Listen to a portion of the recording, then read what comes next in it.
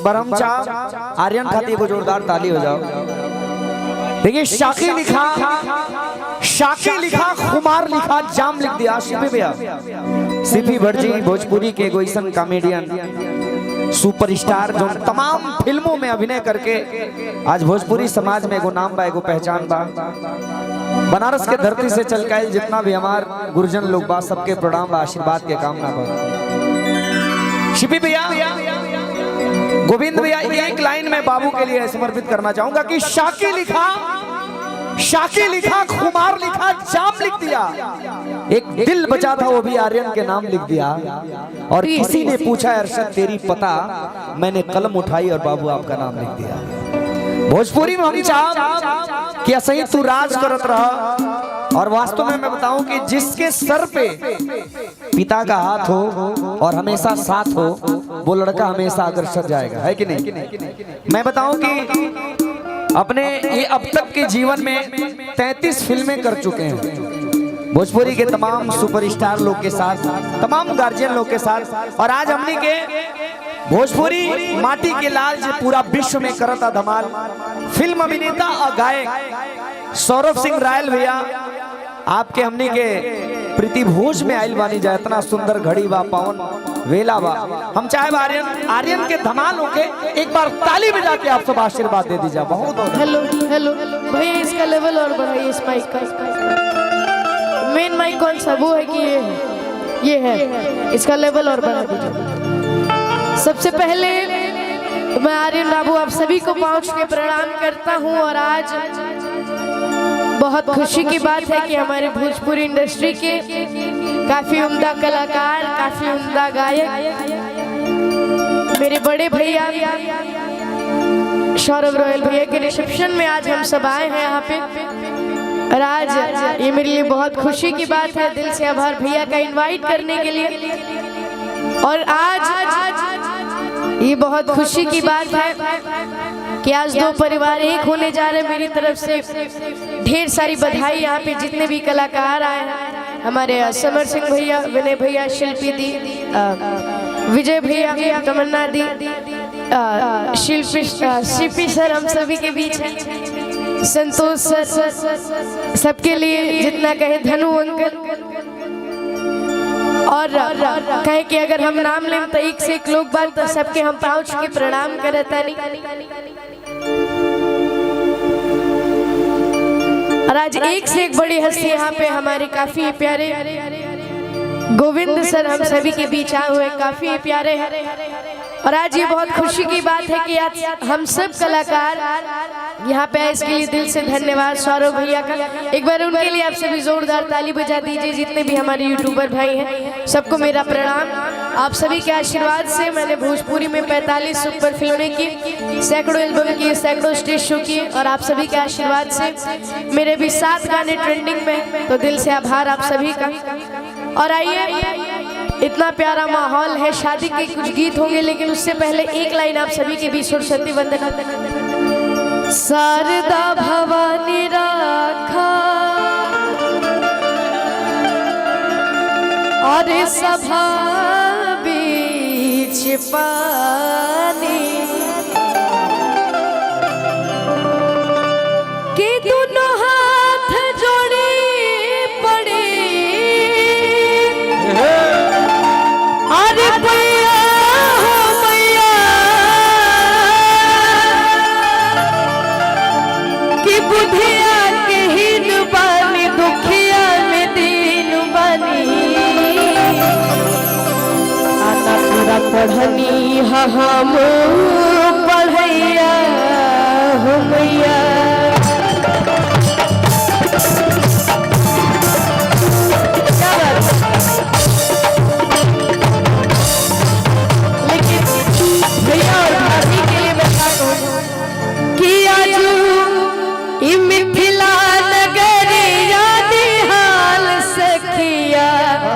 हम चाहते हैं मुस्कान जी की पूरी टीम आ जाए, लेकिन सौरभ भैया अगर मेरी आवाज को सुन रहे हैं तो हम चाहते हैं कि आप और भाभी अगर इस मंच पे आते हो तो अच्छा लगता, नहीं तो मैं ही आ जाता जैसा आपका आदेश। कि आजू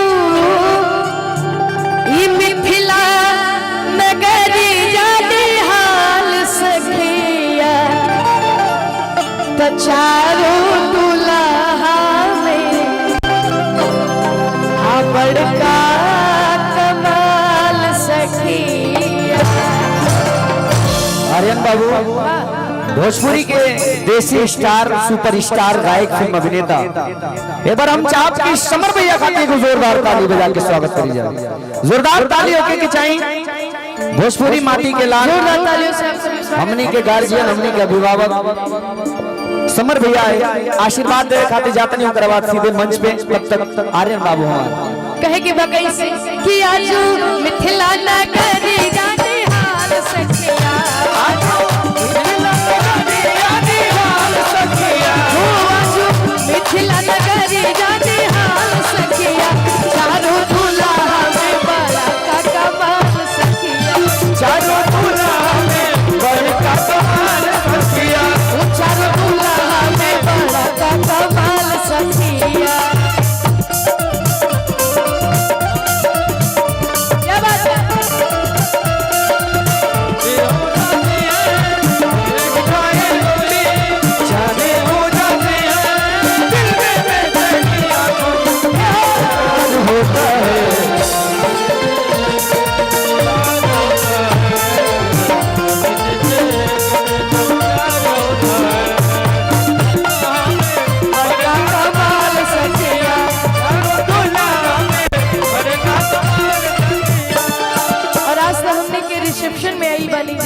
क्षमा चाहब हमनी के बीच में लारा चौधरी साहब उपस्थित वानी प्रणाम बा आशीर्वाद के कामना बा आपके भी हृदय से प्रणाम लारा भैया हो मरी मोरिया कुंडल शोभे कनवा कुंडल शोभे कनवा कार्य कजरा रे जुलमी नयनवा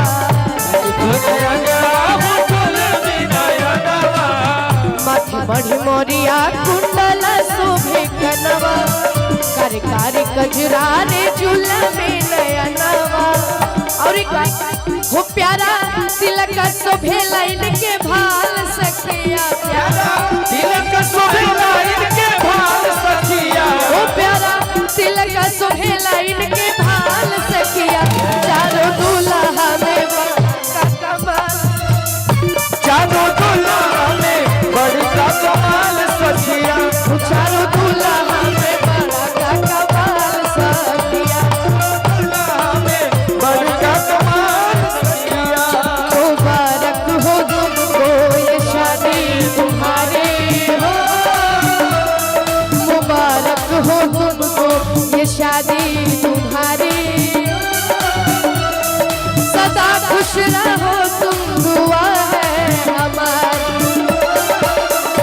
वो तुम्हारे कदम चूमे ये दुनिया सारी वो तुम्हारे कदम चूमे ये दुनिया सारी सदा खुश रहो तुम दुआ है हमारी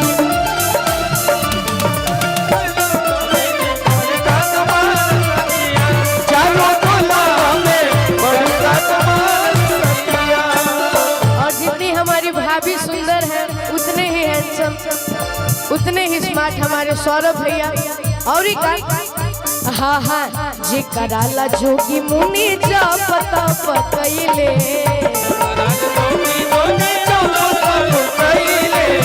से हमारा मिथिला में पाहुन बन के अइले जे कराला जोगी मुनि जा पता पकैले से हमारा मिथिला में पाहुन बन के अइले और हो आज लोढ़ा से कुटाई इनके गाल सखिया आजू लोढ़ा से कुटाई उनके गाल सखिया चारों दुल्हा में बड़ा कमाल सखिया चारों दुल्हा में बड़ा कमाल सखिया मैं ही आ जाता हूँ। और मैं एक आवश्यक सूचना है, एक वेगनार गाड़ी है यूपी 53 EE 6605